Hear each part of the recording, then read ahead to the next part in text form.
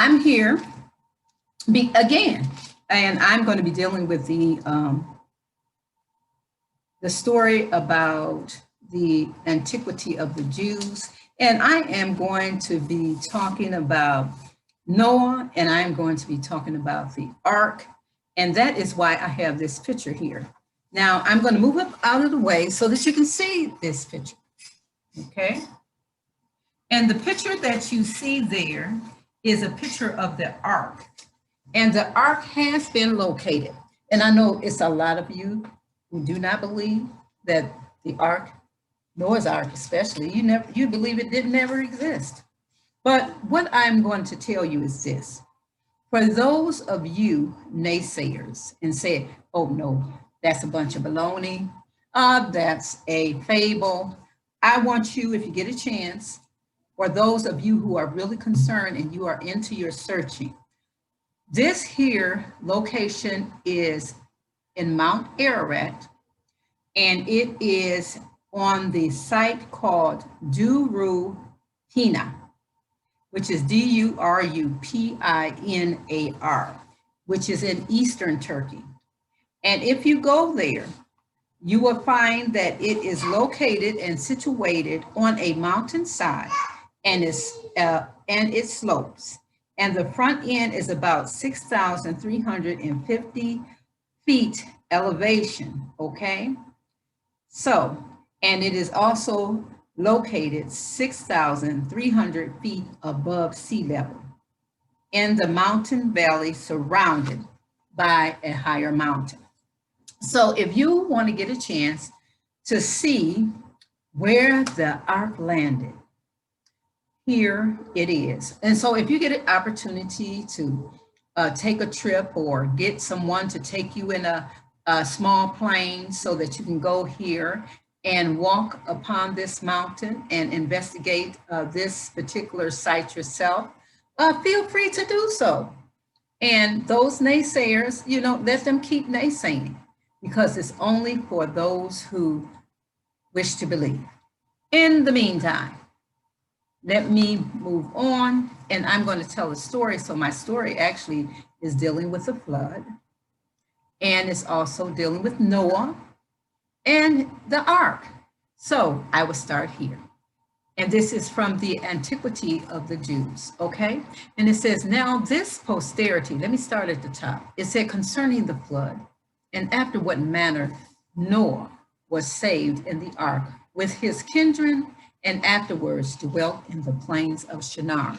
Another thing that I would like to say about Shinar is Shinar, or the area that is called today currently Mesopotamia, is the location also where not Moses, but Abraham sent his sons by Hagar. They end up dwelling in that particular area. He had 12 sons, and his 12 sons were Prince. And I'm pretty sure he had some daughters. Unfortunately, people don't seem to like to remember or to record the daughters, but there were a lot of wonderful, great women in history as well. But anyway, Abraham gave his sons also the country of Arabia, and they were called Arabs, but they actually are the Ishmaelites, So anyway, it says, now this posterity of Sith continue to esteem the Most High as the Father of the universe, and to have an entire regard to virtue for 7 generations. But in process of time, they were perverted and forsook the practices of their forefathers, and did neither pay those honors to the Most High, which were appointed to them, nor had they any concern to do justice towards men. But for what degree of zeal they had formerly shown for virtue, they now showed by their actions a double degree of wickedness, whereby they made the Most High to be their enemy. For many Malachim of the Most High, accompanied with women, and I'm going to help it. This particular piece says accompanied with women, they laid down, they had relations with women, okay? So they said accompanied, I guess that's a nice word. They said they accompanied or they had relations with or they laid with women. And they beget sons that proved unjust and despisers of all that was good on account of the confidence they had in their own strength. For the tradition is that these men did what resembled the acts of those whom the Grecians called giants. But Noah was very uneasy at what they did, and being displeased at their conduct, he persuaded them to change their dispositions and their acts for the better. But seeing they did not yield to him, but were slaves to their wicked pleasures, he was afraid they would kill him, together with his wife and children, and those they had married. So he departed out of the land, out of that land. So I want to add to this. The watchers went down against the Most High. The watchers were the Malachim, or the watchers were the angels who had the ability to transform. And they were more powerful than we are. You know what I'm saying? They are soldiers and of the Most High. You know what I'm saying? And they were coming to watch, but they want to do a little bit more than watch.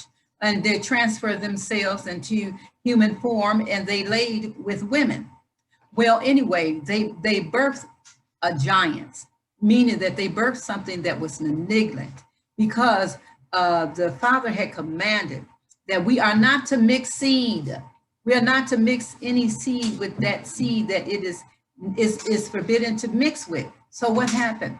They mated with the woman, with the sons of men, and the sons and the daughters of men, and they produce malignants. Okay, they produced something that was against nature, and they produced giants, and these giants were very evil. And we find out, if we read, I think it's in the book of Enoch, that these here malignants, or these giants and different things like that, they began to sin in the earth. They began to shed innocent blood. They began to eat up everything and different things like that. And they were very wicked.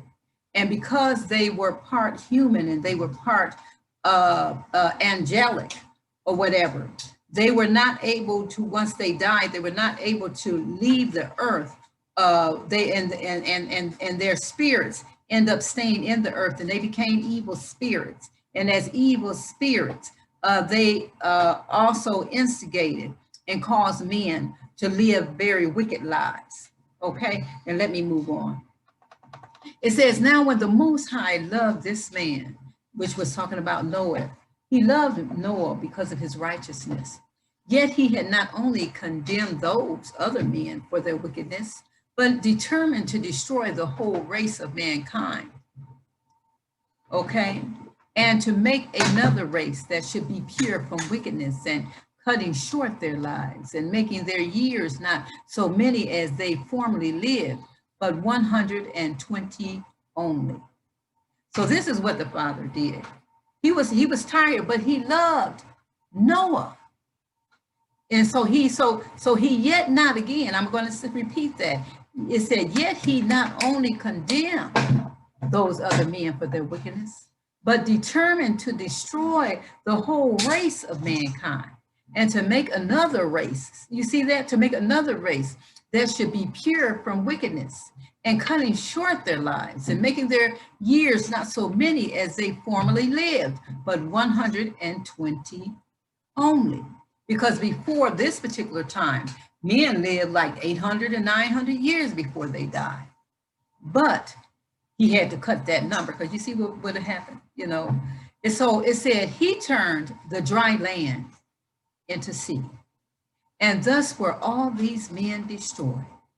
But Noah alone was saved, with the other people that were with him. For the Most High suggested to him the following contrivance and way of escape: that he should make an ark of 4 stories high, 300 cubits long, 50 cubits broad, and 30 cubits high.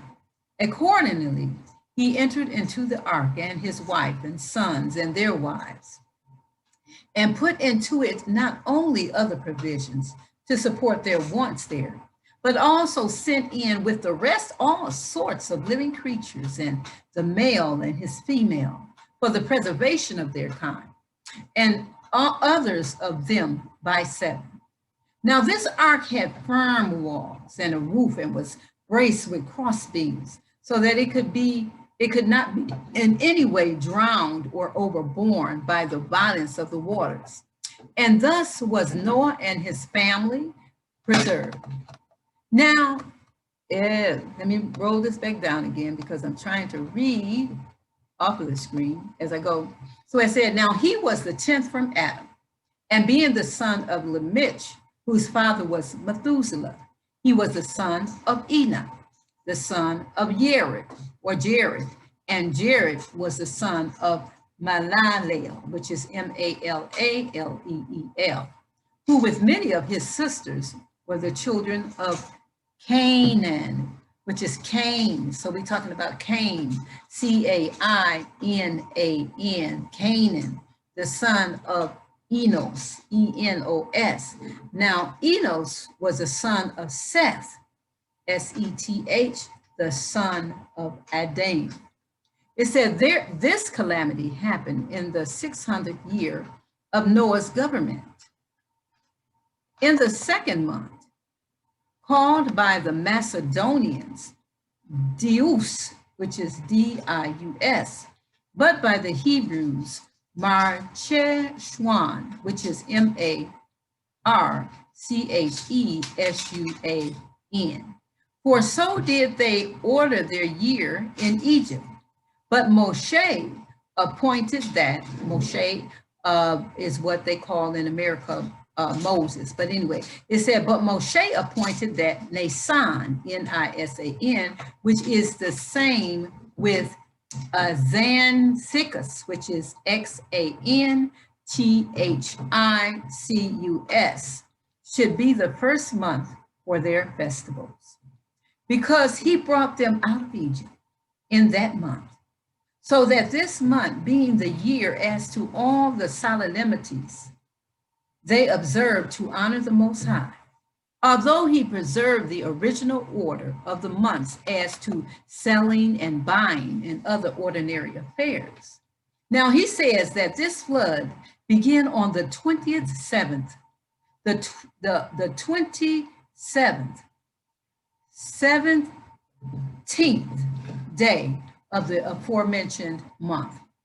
And this was 1,656 years from Adam, or let's see, Adamah.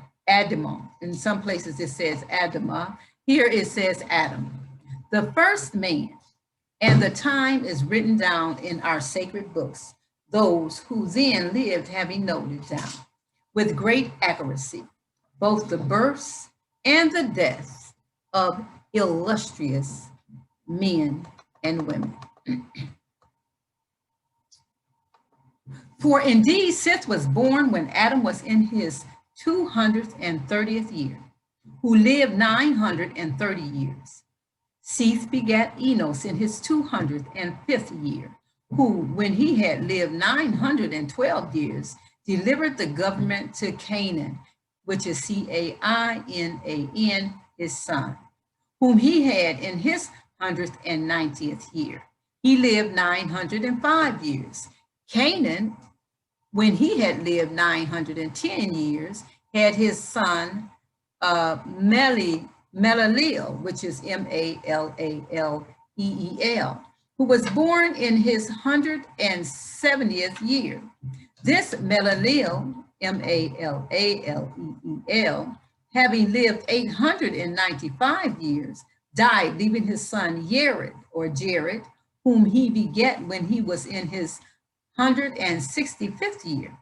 He lived 962 years. And then his son Enoch succeeded him, who was born when his father was 162 years old. Now he, when he had lived 365 years, departed and went to the Most High, whence it is that they have not written down his death. Now Methuselah, the son of Enoch, who was born to him when he was 165 years old, had Lamech. For this his son, when he was 187 years of age, to whom he delivered the government, when he had retained it 969 years. Now Lamech, when he had governed 777 years, appointed Noah his son to be the ruler of the people, who was born to Lamech, which is Lamech. When he was 182 years old and retained the government 950 years, these years collected together make up the sum before set down. But let no one inquire into the depths of these men, for they extended their lives long together with their children and grandchildren, but let him have regard to their births only. Now, when the Most High gave the signal and it began to rain, the waters poured down 40 entire days, till it became 15 cubits high than the earth, higher than the earth, which was the reason why there was no greater number preserved, since they had no place to fly to. When the rain ceased, the water did but just begin to abate after 150 days. That is, on the 17th day of the 17th month, it then ceasing to subside for a little while. After this, the ark rested on top of a certain mountain in Armenia. Now this is Armenia. It said, which when Noah understood, he opened it, and seeing a small piece of land about it, he continued quiet and conceived some cheerful hopes of deliverance. But a few days afterwards, when the water was decreased to a greater degree, he sent out a raven as desirous to learn whether any other part of the earth were left dry by the water, and whether he might go out of the ark with safety. But the raven, finding all the land still overflowed, returned to Noah again. And after 7 days, he sent out a dove to know the state of the ground, which came back to him covered with mud, and bringing an olive branch, whereby Noah learned that the earth was become clear of the flood. So after he had stayed 7 more days, he sent the living creatures out of the ark, and both he and his family went out, whence he also sacrificed to the Most High, and feasted with his companions. However, the Armenians called this place Greek, the place of descent, for the ark being saved in that place, its remains are shown there by the inhabitants to this day. Now, as I told you before, the place that you see here in front of me is in Turkey. And in Turkey, on Mount Ararat, the ark, the true ark, lies there. It says, now all the writers of barbarian histories make mention of this flood and the ark, among whom is Berosus, the Chaldean, Berosus, the Chaldean. For when he is describing the circumstances of the flood, he goes on thus: it is said there is still some part of this ship in Armenia at the mountain of the Cordyaeans, whatever that is, Cordyaeans, and that some people carry off pieces of the bitumen, which is bitumen, which they take away and use chiefly as amulets for the averting of mischiefs. It says also that Hieronymus, which is Hieronymous, the Egyptian also, who wrote the Phoenician Antiquities, and Mansea, which is Menaseas, and a great many more make mention of the same flood. Nay, Nicholas, Nicolaus of Damascus, in his 96th book, has a particular relations about them, where he speaks thus: there is a great mountain in Armenia, okay, over Minyas, Minyas, called Baris, Baris, upon which it is reported that many who fled at the time of the deluge were saved, and that one who was carried in an ark came on shore upon the top of it, and the remains of the timbers were a great while preserved. This might be the man about whom Moses, the legislator of the Jews, wrote. I'm going to pause here for a minute because I have to do something. It's important to note that Armenia is in, Armenia is, what do they say, is in Turkey, or should I say in Turkey, near Turkey, and the Mount Ararat is part of the Armenian highlands with an elevation of 5,137 feet, okay? So it's important to know that when they're talking about Armenia, they're still talking about Turkey, they're still talking about Mount Ararat, because all of this is the same place, okay? So this is the Jewish antiquities of the Jews. And so they agree also that the ark rested on Mount Ararat, as we have said. So let me get back over here and continue with my reading. It says, but as far as Noah, he was afraid, since the Most High had determined to destroy mankind, lest he should drown the earth every year. So he offered burnt offerings and besought the Most High that nature might hereafter go on into its former orderly course, and that he would not bring on so great a judgment anymore, by which the whole race of creatures might be in danger of destruction. But that having not punished the wicked, he would of his own goodness spare the remainder, and such as he had hither judged fit to be delivered from so severe a calamity. For that otherwise these last must be more miserable than the first, and that they must be condemned to a worse condition than the others, unless they be suffered to escape entirely. That is, if they be reserved for another deluge, while they must be afflicted with the terror and sight of the first deluge, and must also be destroyed by a second. He also entreated the Most High to accept of his sacrifice, and to grant that the earth might never again undergo the like effects of his wrath, that men might be permitted to go in cheerfully in cultivating the same, to build cities and live happily in them, and that they might not be deprived of any of those good things which they enjoyed before the flood, but might attain to the like length of days and old age, which the ancient people had arrived at before.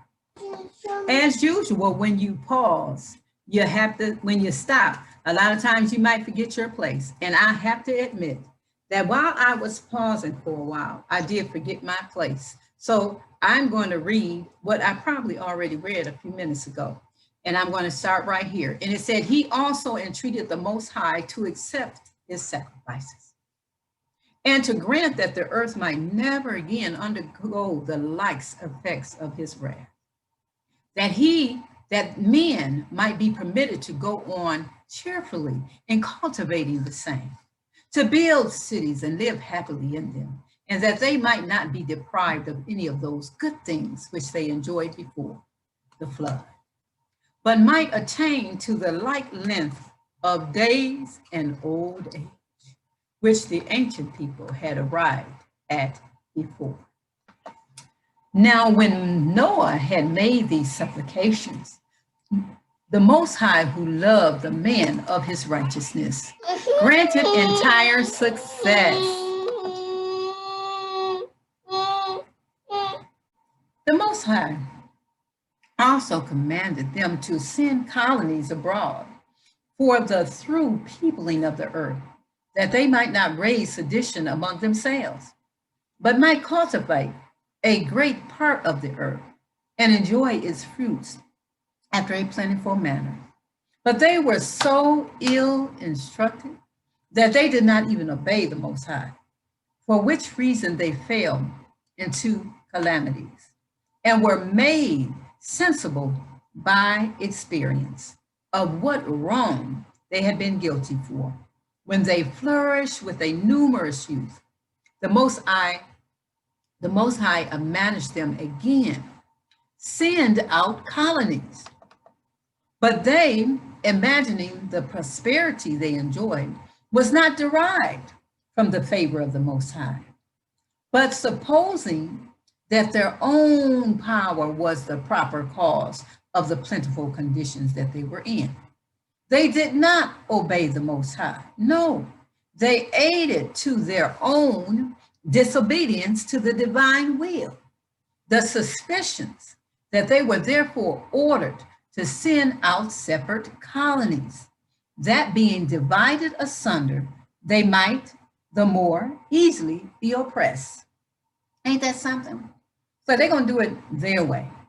And so that's why you see right behind me, you see that ark where it rested on Mount Ararat in eastern Turkey, okay? All right, near the Armenian highland, okay? That's why that ark is there. It's really there, people. Like I said, go see, look. Sit down, look, go see, look. Now, anyway, now it was Nimrod who excited them. You know what I'm saying? He edged them on. You know what I'm saying? He was encouraging them, forget him, who is he? Who is the creator, Now, it was Nimrod who excited them to such an affront and a contempt, a hatred of the Most High. He was the grandson of Ham, the son of Noah, and he was a very bold man and of great strength of hand. And his wife was old Semiramis.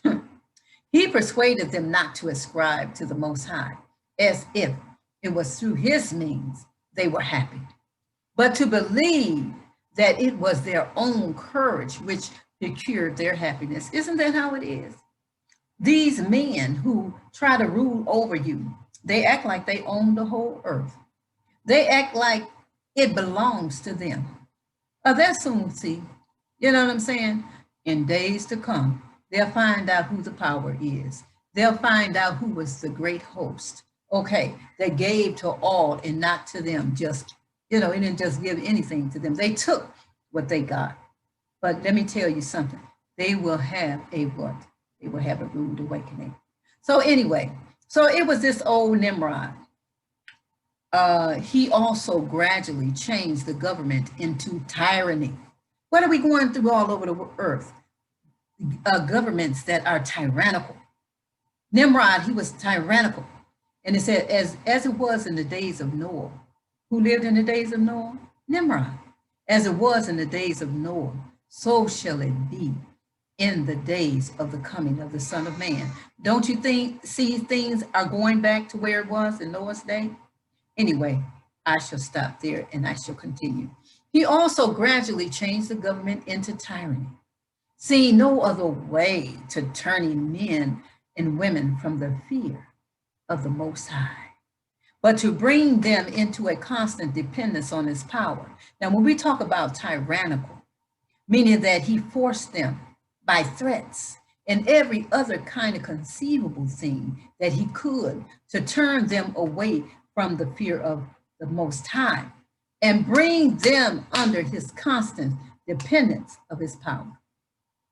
He also said he would be revenged on the Most High. Like he's going to take vengeance and he's going to fight against him. If he should ever, can you imagine, adopt telling the Most High who created the world that if you ever think about drowning the world again, this is what I'm gonna do. Lord, have mercy. That thing saying to the thing that created it that he's going to do thus. Oh, excuse me if you want to.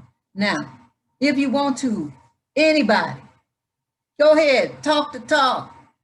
But honey, let me tell you something. You're going to find out. You're going to find out. You're going to find out. Anyway, let me go ahead on. Okay, so he thought he was a bad dude. But anyway, so he said, if he should have a mind to drown the whole world again, for that he would build, oh Lord, the boasting child, this child boasted. He said he will build a tower too high for the waters to be able to even reach, and that he would avenge himself on the Most High for destroying their forefathers.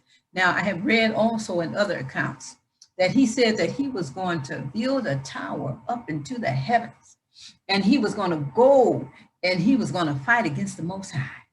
And then him and his fools went up there with they swords, thinking they going to fight the Most High. Lord have mercy. That they going to go up there and fight. Where he found out. And you can see the evidence if you go to Babylon. You ain't got to believe me. Don't believe nothing I say. Go and see. It says, now the multitudes were very ready to follow the determinations of Nimrod, and to esteem it a piece of cowardice to submit to the Most High. And they built a tower, neither sparing any pains, nor being in any degree negligent about the work. And by reason of the multitude of hands employed in it, it grew very high, sooner than anyone could expect. But the thickness of it was so great, and it was so strongly built, that thereby its great height seemed upon the view to be less than it really was. Now, I really want you to go into that land, and I want you to look at how they made the bricks. And I want you to be able to look at the thickness of the bricks. And I want you to be able to go and see the results of the end of the tower that fell, because it has too been found to see the remnants of the tower that fell. Okay? Now, when you go to the areas of Babylon, it says that, let's read this again. Observe the thickness of it and how it was so great. And it was so strongly built that thereby its great height seemed upon the view to be less than it really was. It was built of burnt brick, cemented together with mortar. See, I had a look. I didn't go into the land of the area, but just to look at the pictures I saw with my eyes.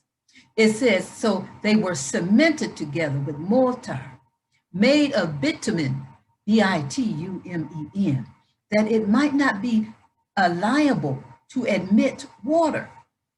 When the Most High saw that they acted so madly, he did not resolve to destroy them utterly, since they were not grown wiser by the destruction of the former sinners.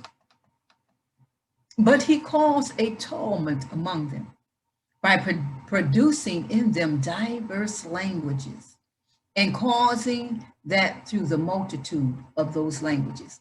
So let me say that upon the Father creating the earth, he created us all with one language because he wanted us to communicate together.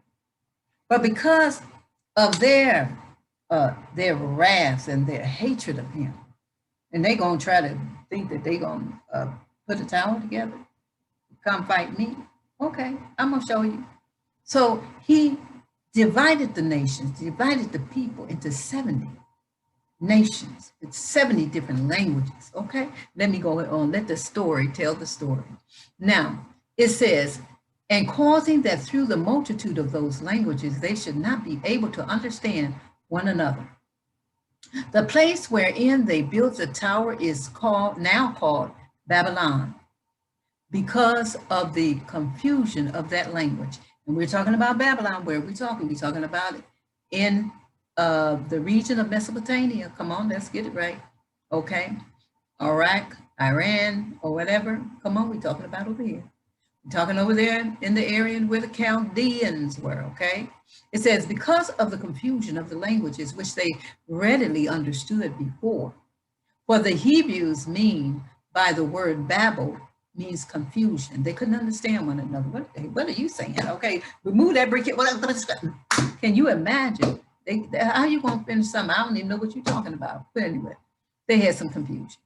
And it says, the Sibyl, Sibyl, also makes mention of this tower and of the confusion of the languages when she says thus, when all men were of one language, some of them built a high tower, as if they would thereby ascend up to heaven. But the gods sent storms of wind and overthrew the tower and gave every one his particular language. And for this reason, it was that the city was called Babylon. But as to the plain of Shinar in the country of Babylonia, Hestiaeus, Hestiaeus mentions it when he says thus, such of the priests as were saved took the sacred vessels of Jupiter, Elios, and came to Shinar, Babylonia. So that word is spelled Enyalius. Now, chapter 5. After what manner the posterity of Noah sent out colonies and inhabited the whole earth. After this, go back up here. After this, they were dispersed abroad on account of their languages and went out by colonies everywhere. See, he told them to do it on their own, but they couldn't do it.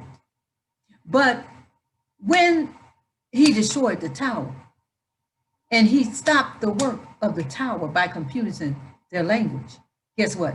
They were forced to do what he wanted them to do. So it says, after this, they were dispersed abroad on account of their languages. So they had to align themselves with those that spoke their languages, okay? And those that looked like them, because not only did he confound the languages, but we can understand and see how he began to form nations, and the nations, the way that they look and their features and everything, identified themselves to be from one particular country and nation. You know what I'm saying? Their very features identified them as a different nation of people, and they could look at one another and see who they were. Isn't the Most High amazing? He didn't try to make everyone alike, but he made a variety. But he made you to stay with your variety, okay? He didn't, it's not like an elephant. Here, the Father created an elephant, and here's a lion, and the lion want to be the elephant. No, the lions should go with the lions, and the elephants should go with the elephants, and each nation should go into his own nation and into his own country and everything, so that things won't be messed up, and so that there won't be no confusion. But anyway, you know, men want to do what they want to do, and that's why we have problems right now, today. After this, they were dispersed about on account of their languages. And they went out by colonies everywhere. And each colony took possession of that land which they lighted upon, and unto which the Most High led them, so that the whole continent was filled with them, both the inland and the maritime countries. There were some also who passed over the sea in ships and inhabited the islands. And some of those nations do still retain the denominations which were given them by their first founders. But some have lost them also, and some have only admitted certain changes in them, that they might be the more intelligible to the inhabitants. And they were the Greeks, who became the authors of such mutations. For when in after ages they grew potent, they claimed to themselves the glory of antiquity, giving names to the nations that sounded well in Greek, that they might be better understood among themselves, and setting agreeable forms of government over them, as if they were a people derived from themselves. Check that out. They're going to do their own thing, and they're going to name things the way that they wanted to. Well, I'm finished with this short piece of the antiquity of the Jews. And the reason and purpose that I did this piece here was so that I can show you that the Noah's Ark has been found, and it has been found in eastern Turkey on Mount Ararat. Make sure you do your research, but what I'm going to tell you, those of you who can go and see, make sure that you go and see. And also I want you to know that the site is Durapinar, and I know I'm not pronouncing it correctly, Durupinar. And the reason that I'm telling you that if you can go there, it's better if you go there, because we live in a day and time now where so much truth and so much information is being destroyed, and so much information is being taken off of the internet. So many different things that we have researched in the past, when you go to look for it now, they make it look like it's a video game or some name of a business. And so many of these things cannot be found anymore. So I'm telling you, and if you really want to see these sites, take a trip and go there. Those of you who are in the country of Turkey and Armenia, or whatever, Istanbul, Turkey, or even in the surrounding areas where you don't have to worry about getting on a plane going across the waters, I want you to be able to go and see. Go and see these places for yourself.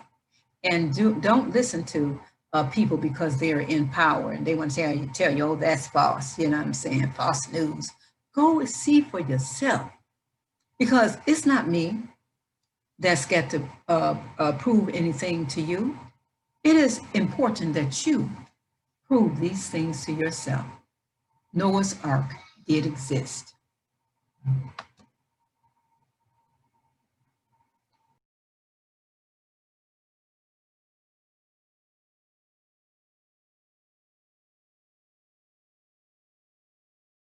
Hello, everyone.